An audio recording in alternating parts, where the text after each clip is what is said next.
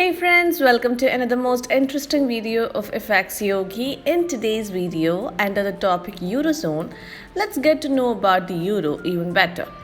Aside from being dubbed the anti-dollar, the euro is also nicknamed fiber. Some say that this nickname was derived from the transatlantic fiber optic, which was used for communication, while some argue that it was from the paper used to print European banknotes way back then. Here are some of the characteristics of the euro. They call it anti-dollar. With the euro popularly known as the anti-dollar, Euro USD is the most actively traded currency pair.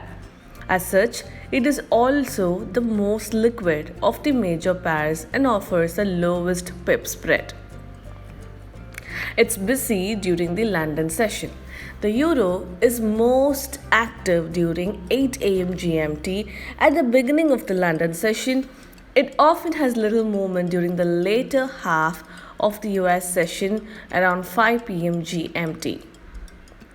And it had few relationships. Euro USD is often linked to the movement of capital markets such as bonds and equities. It is negatively correlated to the movement of the S&P 500, which represents the performance of the US stock market. This correlation was thrown out of sync after the 2007 financial crisis though. Now, Euro USD has a slightly positive correlation with the S&P 500.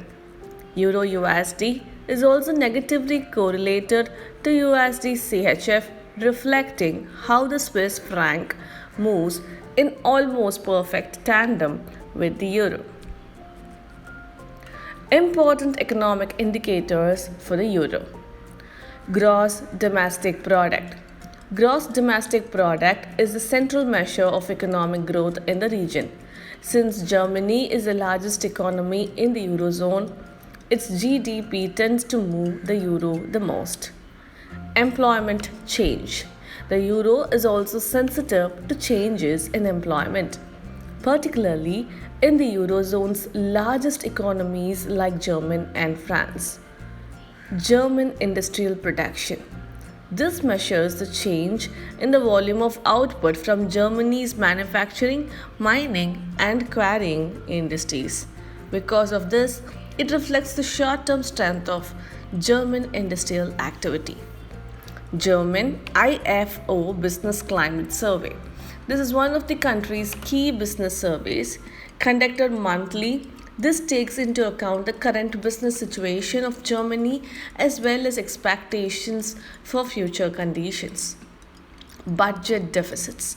Recall that one of the criteria in the Maastricht Treaty requires that Eurozone economies keep their debt to GDP ratio below 60% and the deficit less than 3% of their annual GDP.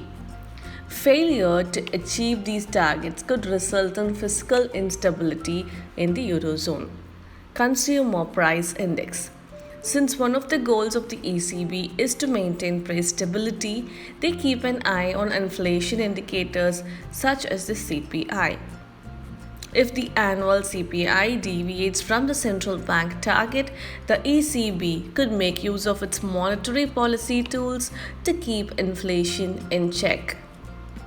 That's all for today. Let's catch up in the next video with more interesting content about Eurozone. Until then, take care. Bye-bye.